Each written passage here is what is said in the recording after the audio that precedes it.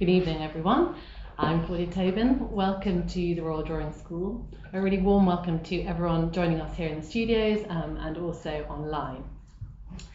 So tonight's conversation is a really special event for us at the school, partly because it launches a series of creative conversations celebrating the Royal Drawing School's 25th anniversary this year, in which leading artists will discuss and explore the role of drawing in their practice.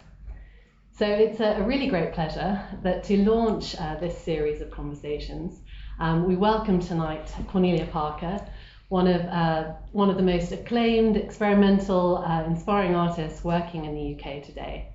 And she'll be in conversation with Rachel Campbell-Johnston, former chief art critic of the Times. So Cornelia Parker's work explores themes of destruction, transformation, reconfiguration, and one of the really distinctive aspects of her work is her use of methods such as exploding, shooting, and burning, through which she transforms often familiar objects while engaging in their evolving stories. Her work is part of major museum collections worldwide, and she was shortlisted for the Turner Prize in 1997 and became a Royal Academy of Arts member in 2010. She was made an Honorary Fellow of Trinity Hall to Cambridge in 2021, and the following year she was named Commander of the Order of the British Empire for her contributions to the arts. And she's also been commissioned to create works for King Charles's coronation, and that was in 2023. Cornelia is joined by Rachel Campbell-Johnston, who was, as I mentioned, chief art critic of the Times over 20 years, during which time she was also leader writer and writer of obituaries. her insights on visual art are complemented by her literary expertise, and she has a PhD in poetry. She's worked for several years as a shepherd, lived in El Salvador and the Amazon rainforest, and she's the author of a biography of Samuel Palmer, as well as a prize-winning young adults book about child soldiers and elephants. And she continues to write from her farm in Exmoor to write journalism and books. So many thanks to you both for joining us this evening. And I know Cornelia is going to kind of kick off the evening by taking us through a series of images which really explore what drawing means to her across her diverse practice. So thank you both.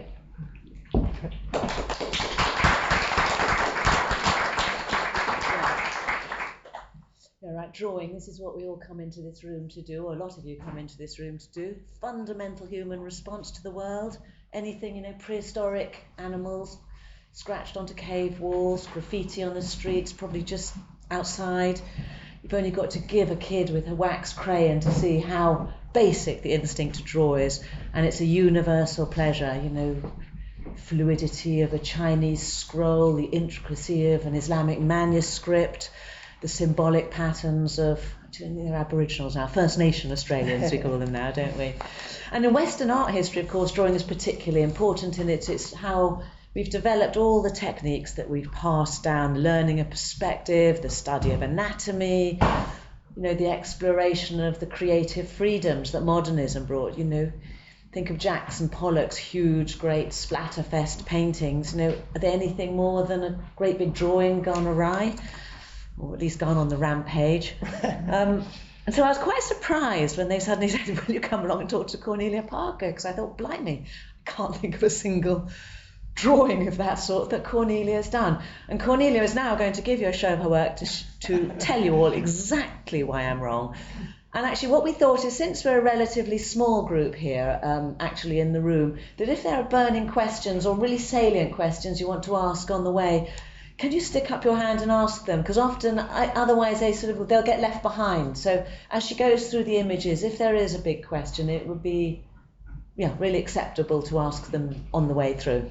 Okay, thank you.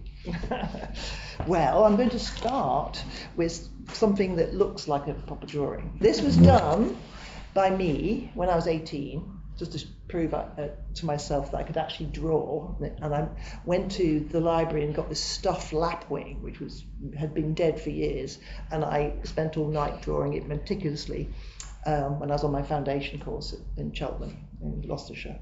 And And that was the last time I did a proper drawing.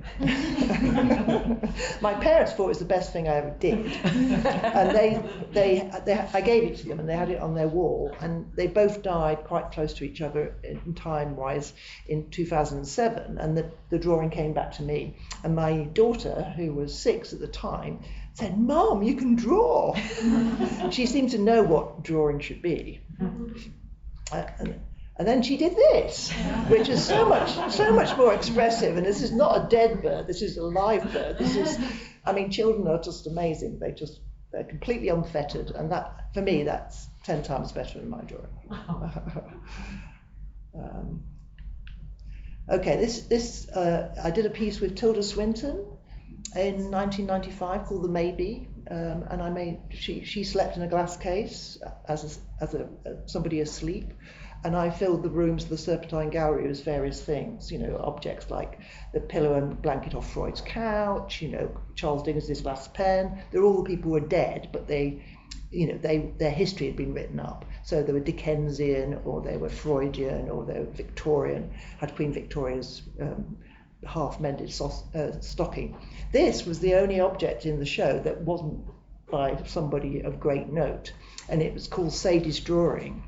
And I put a little description saying the drawing had been made by climbing in and out of a window. And it's a cat, made by a cat actually, called Sadie. And some art historian, very staid art historian friends of mine had framed this up because it was the cat's life's work. And I thought it was beautiful. And there was some murmuring at the show from the Tate saying they wanted to buy the drawing. and I said, "I'm sorry, you can't have it.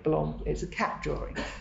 They thought it was done by me, but never mind. This is a drawing I did on a schoolhouse in 1990 in Glasgow. I completely covered the whole schoolhouse in tiny chalk marks, and all that was left in the school when it was vacated was boxes of chalk. And I decided to make a giant drawing. And it's called Exhale Schoolhouse. It's almost like all the chalk marks made inside the school over its time had come breathing out through the walls. I think of most of my work as drawing, really, even the sculptural work, and this is my most well-known work, I think. It's called Coal Dot Matter and Exploded View. It's a blown-up garden shed suspended around a light bulb in a dark space. And the shadows, the people who are looking at the piece are in between the shadows and the work, so they become part of the work. I was so pleased about the shadows. I didn't know when I made this piece how dramatic the shadows would look, and how it made the whole piece look like it was the shed was coming back together again. So shadows, as far as I'm concerned, are very much part of drawing.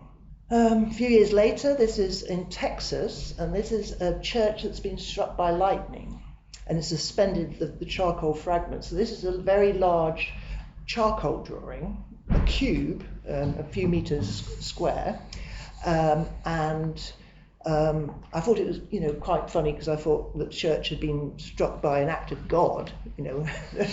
Lightning strikes are supposed to be acts of God. So I'd asked the minister about whose church had been destroyed, what he thought about this act of God. And he goes, "Well, God wanted me to have a bigger church, better church." But instead of it being a charcoal drawing of a church struck by lightning, it was the church struck by lightning. So it was abstract and representational at the same time. And very often what I do is that, I try to bridge that gap between abstraction and representation, because it's called mass, and then it tells you what it is. I'll tell you what the material is, and then you can fill in the gaps, as it were. A few years later, I made a companion piece for it. So the two churches. This is a church that's been arsoned. This is a black congregation church from Kentucky that had been set fire by racists and burnt to the ground. It was a Victorian church, so it's clapboard. And so the timbers are very different from the other church. And so it was mass and anti-mass. So this was two charcoal drawings made 7 years apart. So very often I come back to an idea and might make a diptych to it. This is in San Francisco. And this piece now is in a museum in San Francisco at the anti-mass. and the De Young Museum, and the other one's in Phoenix Museum in Arizona. And I really hoped that the Arizona Museum would buy this one as well, but it was too politically fraught for them. They didn't like the politics of it, so they didn't want it. It's very interesting. And this is a piece that now resides in Milwaukee in America, overlooking the Great Lakes. And this is a huge piece. It's like a big cinema screen, and it's over a ton of chalk from the White Cliffs of Dover, beachy head, that fell into the sea in 1999. And I asked National Heritage and the various people I had to ask if I could have a ton of the chalk, which I shipped to Australia and made it. I made this piece originally. It's called The Edge of England, and it was made for a biennale in Australia. And I had some very funny comments about it, saying, "Oh, this is a post-colonial statement. You brought the edge of England right down to Australia." And so there was all that kind of nationalistic. I mean, calling it the edge of England, it might have felt a bit jingoistic, but that wasn't what I was trying to do. I was trying to recreate the cliff face, really. This is not by me, sadly. I love this. This is one of my favourite drawings. This is done by Duchamp, and it's in 1942 in New York. It's a mile of string that's been draped over a surrealist exhibition, so nobody can see any of the work. So all the other artists got completely sabotaged by Duchamp, who didn't even bother to turn up at the opening.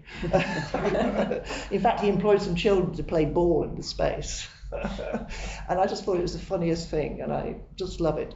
And he's one of my favourite artists. But so I was part of a Tate Triennale in 2003, and it was in Tate Britain. And Tate Britain used to be Tate before there was Tate Britain and Tate Modern. And they always used to have the kiss in the middle of the rotunda there, the round space.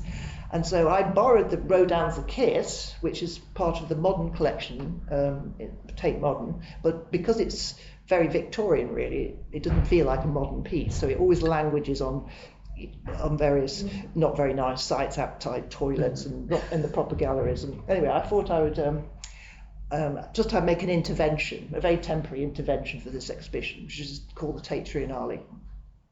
And I draped a mile of string on the statue, and I called it The Distance, which is the opposite of the kiss, and then in brackets a kiss with string attached.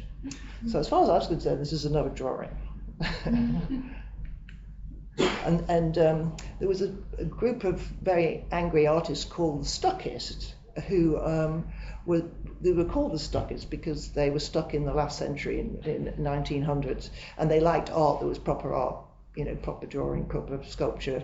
They didn't like this piece at all. So wasn't it Tracy Emin who called them that? She called them the Stuckists. She said, "You're stuck," and That's her boyfriend got uptight and called himself the Stuckist and that's went right. for her. Billy Childish. Yes, that's right. Who kind of disowned the group by this point. But they did a seminar around the piece, and about 30 of them, and one of them got a big pair of scissors out and clipped all the string.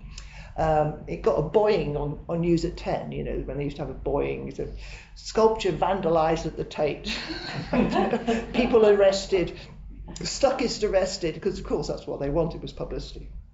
And then the Tate wanted to prosecute them for vandalism. And then the police were saying, well, they've only cut a bit of string. If they'd vandalised the marble, that would have been terrible, but it was string, so, And do you think by doing that they were actually doing a piece of conceptual art themselves? Yes. Thereby betraying all their principles in one terrible go. In one terrible go, yes. They're so modern. I thought, wow, I was very jealous. And so when I took the string off, which I obviously did, I released Rodin to has now been reinstated and pops up in proper galleries now, because everybody's sort of slightly enraged that I'd taken this sculpture and obscured it for a very brief moment. But I wrapped it round a weapon, so I made a big giant ball of string, and it's called The Kiss. No, it's not called The Kiss, it's called The Distance, and then in brackets, with concealed weapon. And so Duchamp did a piece about sound, which was called With Hidden Noise, and he had a ball of string. which is in a flower press, and it's got a bell in it. He doesn't know what's in it. He asks somebody to put something secret in it. So it's kind of another Duchamp reference. Do you know what's in it? Of course, I wrapped it up. Well, you only need to X-ray it to find out what it is, but then, then it's ruined the work, hasn't it? I like a secret being part of the work. This is one of my drawings. This is more conventional, that it's done on paper, but I made the drawing by folding the paper and applying a red hot poker, which you'd normally poke the fire with, to make these burns. So that and then opened it out, and it's because I studied Edward the Third, is it? Edward II, Christopher Marlowe. Oh yes, and that rather horrible death. He died by red hot poker in a very bad place. Yeah. So I decided I was going to make these drawings which were inspired by Shakespeare. Terribly glad you didn't do it more literally. So I've done. I really like these. These are nice. This is a drawing. It's literally a drawing because it's made of a silver dollar that's been drawn into wire. And the process of making wire is called drawing. And you draw it through the metal through a draw plate, and you keep on pulling it until it gets finer and finer and finer. This was hand drawn, and I said I wanted it to be drawn into the height of the Statue of Liberty. So this piece is called Measuring Liberty with a Dollar. So I'm literally measuring Statue of Liberty with a dollar. You don't get the Statue of Liberty, you don't get the dollar as a recognisable thing, but you get the measurements in between. So the drawing is the distance, it's a bit like the kiss, the distance. This is another piece. This is the first wire drawing I did, which is made with 2 wedding rings that I bought from a pawn shop, a PAWN shop. Why would you buy wedding rings from pawn shop? You can think about that a little while later. That's a nice drawing project for everyone. All sorts of other rings you can buy. But because they were pawned, the rings, obviously the marriage had not succeeded. And so I had them melted down and made into wire and drawn into thin wire, and it was called wedding ring drawing, and then in brackets circumference of a living room. So it was a kind of arbitrary measurement, really. And this is called Measuring Niagara as a Teaspoon. And so it's a silver teaspoon drawn into the height of Niagara Falls. And it's trapped between 2 sheets of glass and framed. And this one's in the collection of the Tate, which is very nice. And then later, I tried for years to make bullets into wire. And I couldn't find anyone to draw the wire down because it would contaminate all their equipment. So there was one company who would make lead wire, but they would only make it out of a thicker wire. So in the end, I got bullets melted down, made into a thicker wire by one factory, and drawn down into 4 different thicknesses of wire, which were the approximate quantity you get in a bullet. So I would make these kind of nets and trap them between 2 sheets of glass, and they were called bullet drawings. Rather than drawing a gun, you were drawing a bullet. But I like the idea of the trajectory of the bullet being gathered up and made into something like a trap or a snare, and so I've made various different forms of bullet drawings over the years. Oh, sorry, wrong way. Oh dear. So this is another bullet drawing. This is the front and back of the same drawing. So these are all they were bullet samplers, so I've just sewn them through paper. But I really like the back. I like the back of things. I've done a lot of things about the underside, the verso. Another one. This is a gun. I was thinking of doing a gun drawing, so I collaborated with Manchester Police. I did a show in Manchester at the Whitworth, and the police had confiscated guns that had been used in violent crimes, and they gave me a couple. One of them they chopped into bits. One was a sawn-off shotgun, which they chopped into little bits, and I exhibited the bits and called it sawn-off shotgun. So it was a collaboration between the police and criminals. The cuts were not done by me, but they were doing by that. But the scientists at Manchester United Not Manchester City, sorry, betraying my youth here. I'm a Cheshire girl. Man United with the team. But this is a gun that's been made it's rusted away into powder. And when they gave me the gun back, the engineers, it said precipitated gun. And I thought, wow, that's a beautiful title. So it's called Precipitated Gun. And at the opening, I had it laid out like a line of cocaine. And I thought I was talking to the engineer who'd rusted it. And I said, don't you think it looks like, you could just snort the whole thing? And it was a policeman I was talking to. So I thought, oh dear. Not that I'm ever going to inhale a gun. I'm sorry, I'm doing it again. This is one of my pornographic drawings. One of the very first things I managed to sell to the Tate was free pornographic drawings. And they sent me a letter saying, we would love to buy your pornographic drawings. This is a letter I copied and sent to my parents. And said, look, I've arrived. Mother wrote back quickly and said, there's a lovely lapwing. But this was these series of Rorschach blocks that I made, and this is used chopped up. It was videotape in those days, so they gave me a big sack of, chopped up videotape, and I dissolved it in solvent and made an ink, and then I made these Rorschachs. So the little bits of black you can see on it are contain pornography, but you can't watch it anymore. And these are my poison and antidote drawings. So these are, again, Rorschach blocks, but black ink has got snake venom in it. And the white ink, which is done when the black ink's dried, is got anti-venom in it, the antidote. So it's literally poison and antidote drawings. And so you could use the drawing to kill yourself, or, well, you can't because you've got the antidote on it. So there is the idea of, taking something quite nasty and venomous. And, when you think about poison pen letters, and there's lots of things, literary allusions, I think that, and very often I'm inspired by literature. This is another drawing. This is one of my first bronzes, which I made, which is of a path. It's the cracks in a path on the way through in Bunhill Fields in London, and it was the way I used to take my daughter to school. She went to the school near the Barbican, and we lived in Shoreditch, and we walked across this path, and she would play hopscotch, and she would, no, don't step on the cracks. And so I made a very filigree bronze that's sitting on pins, hovering just above the floor. And this is in Jerusalem. I've done projects all over the world, but this is in Jerusalem in the middle of the night. This is 10 years ago. I'm casting the pavement, the cracks in the pavement, in an occupied part of Jerusalem. I'm occupying the territory, literally, and with the help of, people looking out for the guys with the guns, machine guns, because they do patrol this area, but I obviously haven't got permission to do this. Did they come? They didn't come, no.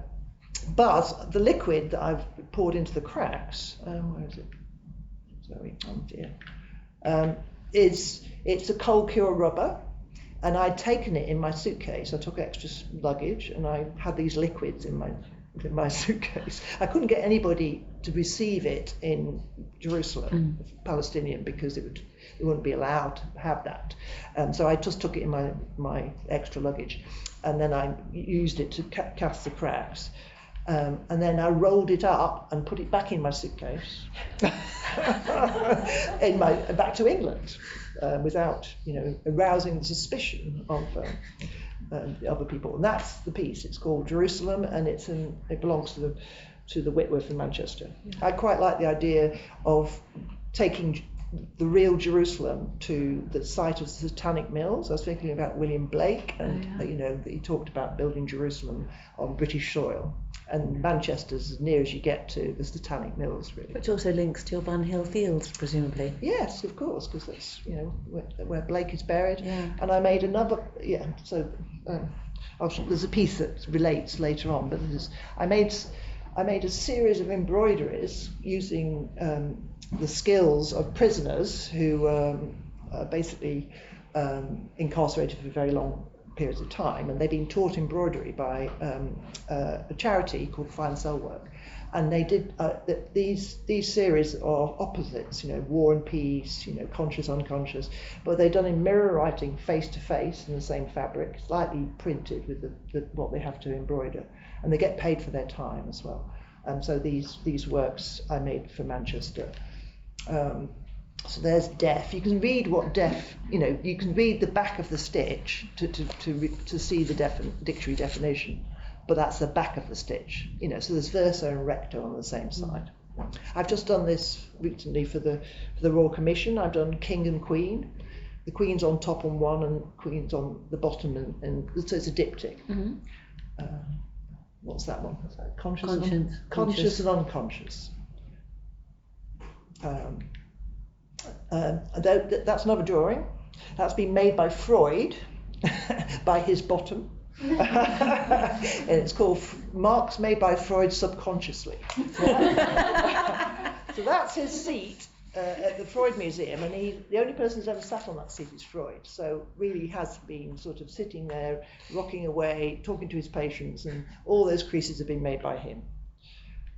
And this is a drawing made by Einstein. This is a close-up of one of his equations. From the theory of relativity lecture he gave at Oxford University. I think it's 1931 or 2 or something, and they've still got it framed on the wall. And I used a microscope to take images, very close-up images of the chalk, so it looked like it was outer space or avalanche. It almost seemed to be about the theory of relativity on a microscopic and on an atomic level. And this is a drawing done by Emily Bronte.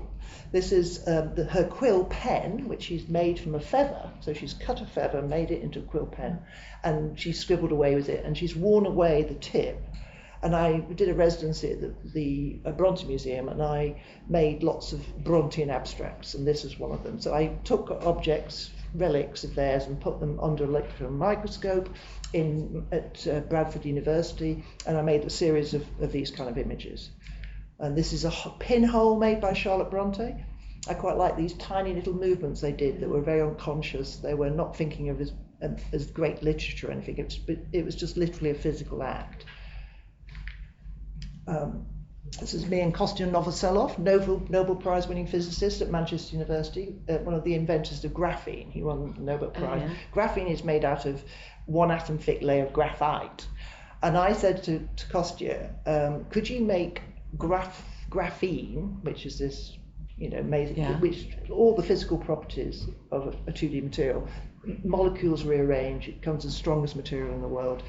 And I said, could you make that out of old master drawings? Because I was working at the Whitworth and they had old master drawings by Blake, by Turner, by Conceptual, and his face lit up and said, yes, I think so. So he came to the Whitworth, he took out tiny specks of graphite from drawings that were just floating on the surface, and he made, there's a Blake, there's a Constable, Turner, and Rutherford, who had got a drawing, had a pencil letter which he managed to extract. Oh, yeah.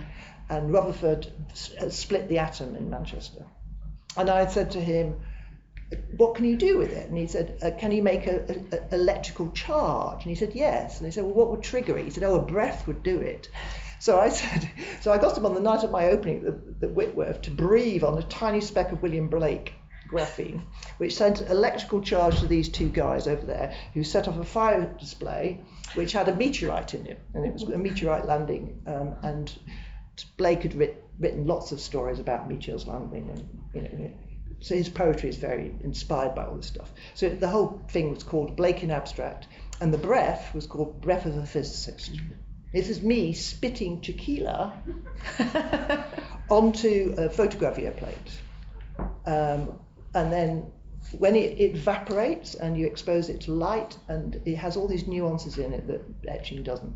This is called black ice. This is made with ice on a plate, just ice, but I made these kind of skull and crossbone things. This is called spent matches exposed by a live one. So in the dark room, I had all these spent matches, and I lit a match, and that was the exposure for this. Another drawing. that drawing is so, it's a drawing made with Davy Crockett's cutthroat razor, and it's like Fontana, it's just cuts into paper, so that's made by me and Davy Crockett. I was very pleased to see that his cutthroat razor is still sharp. And thick. And this is called The Negative of Sound. This is from Abbey Road Studios. This is the swarf from cutting the original grooves in a lacquer plate to make albums. Okay. It's called direct mastering, and that's a little example of it. We're almost at the end now.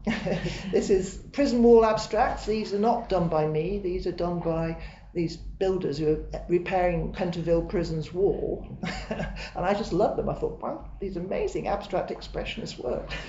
So I took loads of images, and then I had a grid of them. So it's called Prison Wall Abstract, and then in brackets a man escaped, because a man escaped over the wall later that day, just by coincidence. Just by coincidence.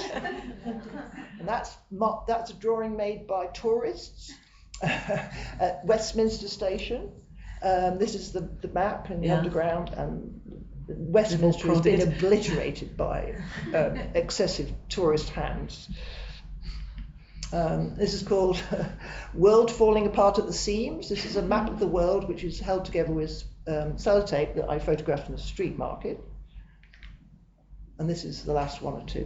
These are my military buttons I made recently for Kettle's Yard benefit. And so they wanted me to make buttons.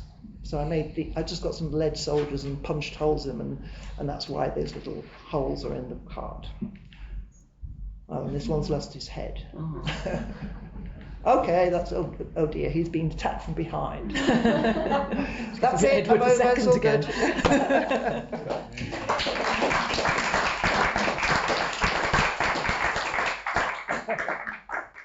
Well, my first question is because we're here. I remember ages ago I went to an exhibition. I can't remember where, but it was a Michelangelo show, and there was an incredibly moving.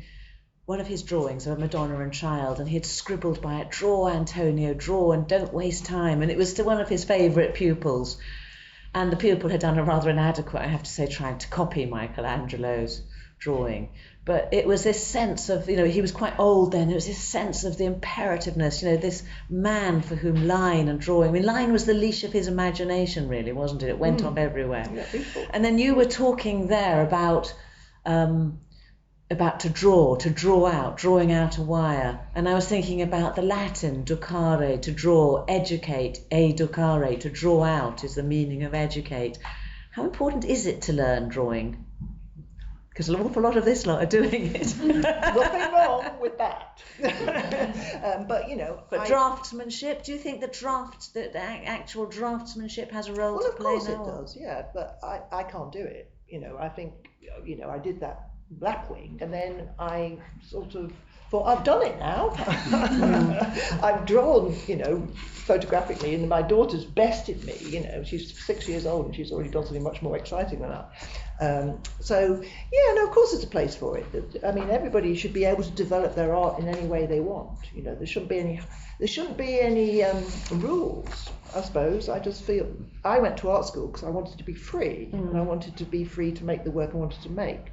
And I was making site-specific installation in derelict houses when I was in my second year, thinking I was a painter, but secretly I was a sculptor. And really, the very first art is site-specific, to cave walls or to your body. The drawing comes from drawing your body, or pigments all had meanings, and I've got a whole set of pigments I'm working with at the moment, which are, that I've accrued over the years, the ingredients of gunpowder or Hoover bags in the House of Commons and the House of Lords. One's pink, one's red and one's green. So these are like, they're materials to use, but they have the content in it. I think for me, I remember when I was at art school, I remember trying to paint light coming in through a window, and then looking at real light coming through a real window with all those little specks of dust in it. I thought, well, this is it. I want to use the real thing. So I think that's where my trajectory went. Instead of having to depict something, I wanted the thing itself. or making it do something it doesn't normally do, like making a bullet into a line, into a trajectory, rather than if it's a solid lump of metal, it will kill someone, but if it's a line, it won't. So all materials have their, like graphite has got this huge history. Me and Claudia, we went down the scientist, we went down a graphite mine in Cumbria, where all the drawing material for all the art made in Europe up to a certain point had come from. All those Derwent pencils. Yes, Is that where they yes, come from? it was in Derwent water. Yeah. And so we went down this graphite mine, and it's not used anymore. But at the bottom we found all this graphite, and we left Constable and Turner graphene down there. We did a symbolic thing where we dropped it into a hole, and we thought that Constable and Turner can argue throughout the eons of time, that they were always, very combative with each other. But I just like this. But the little tiny speck of a Turner painting, or a tiny speck of a Constable, were, in that, we're taking it back to where they came from. Don't you love the thought of someone following Cornelia around? What the hell is this woman doing? She arrives with a load of plastic and comes back with plastic loops. She drops things down mines. Well, that's what life should be about. It should be about enjoying every part of, I'm not a studio-bound artist. I like being out and about. I like, getting my hands, dirty, digging up things in Freud's garden, or burying things in Freud's garden. And also you were talking about, and I was thinking it's also a lot about noticing and seeing, isn't it? I mean, you talked, I don't know, when you talked about the Kiss, you were saying how it had just been, this beautiful Rodin sculpture, considered shocking and pornographic at its time, left lumbering around outside Louvre's in the Tate. No one really noticed it. It took being covered up to make people notice it again. It took your drawing to make people see it in a way. Well, it had been covered in drapes, when it first was made. Yes, it was draped because it was pornographic. Yeah, but the public didn't like it. They thought it was too lewd. Yeah. So for 2 years it was draped in canvas. So I was just redraping it. Yeah. But I was using, Duchamp and him overlapped.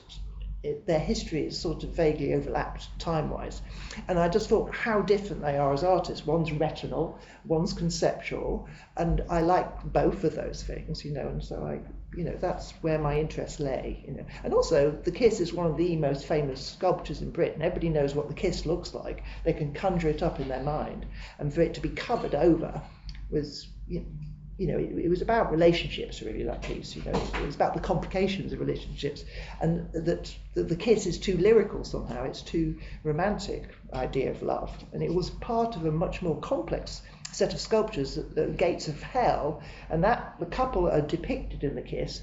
She gets murdered by her jealous husband because the guy with her is her lover. So there's a horrible tragedy behind that sculpture, which people don't know about. It's just.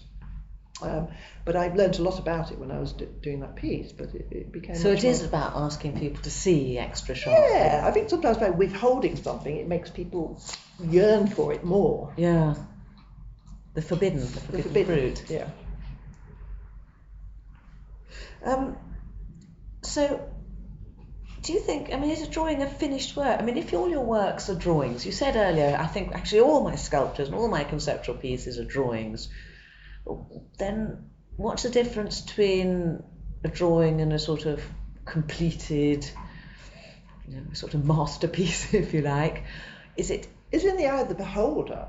It's up to the people looking at the work. Not in the eye of the artist? Not necessarily. I always feel like the work I make is a residue of a series of actions, and it if it stands up in the world, that's great. If people can respond to it, they can finish it themselves. It's like music. You do that with music. You have a song, or you have lyrics, but it doesn't really matter. A lot of people don't know the lyrics to songs. They just like the tune.